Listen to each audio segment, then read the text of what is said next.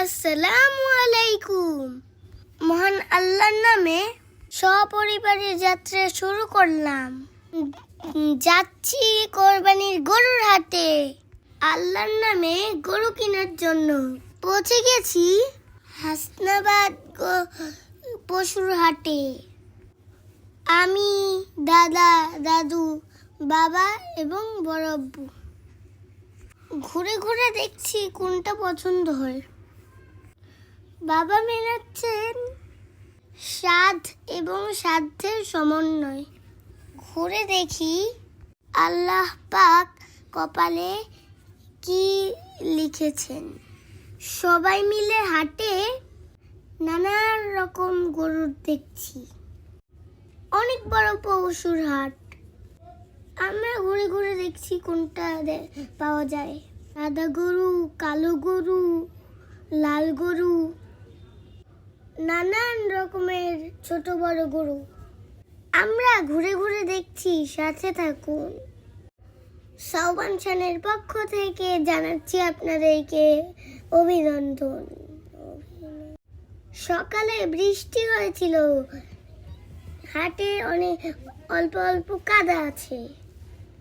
কোনো ব্যাপার না, আমরা হেঁটে হেঁটে দেখছি গরু, হাটে গরু আছে। মনের মতো একটা গরু দেখছি, মনের মতো কিনে চলে যাব। অবশেষে আমরা গরুটা কিনে ফেলেছি। এই হলো আমাদের সুন্দর লাল গরুটা। আলহামদুলিল্লাহ, আমরা বৃষ্টির মধ্যে কিনে ফেলেছি আমাদের প্রিয় লাল গরু। গরুর জন্য কিনেছি কতগুলো সুন্দর মালা। এখন গরুকে নিয়ে যাচ্ছি হাসিল করার জন্য। হাসিল কেটে রওনা দিব বাড়ির দিকে। অনেক আনন্দ নিয়ে হাঁটছি গরুর সাথে সাথে।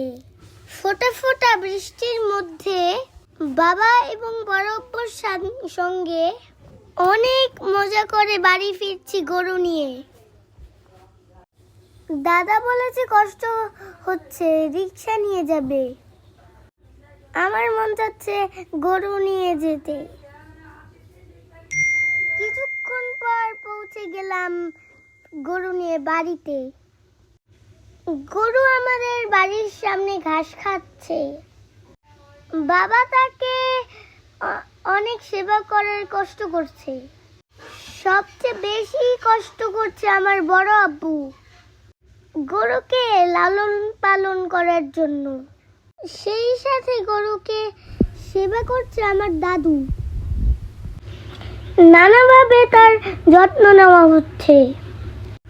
হাট থেকে এসে গরুটা অনেক ক্লান্ত। তাকে খাবার খাওয়ানো হচ্ছে।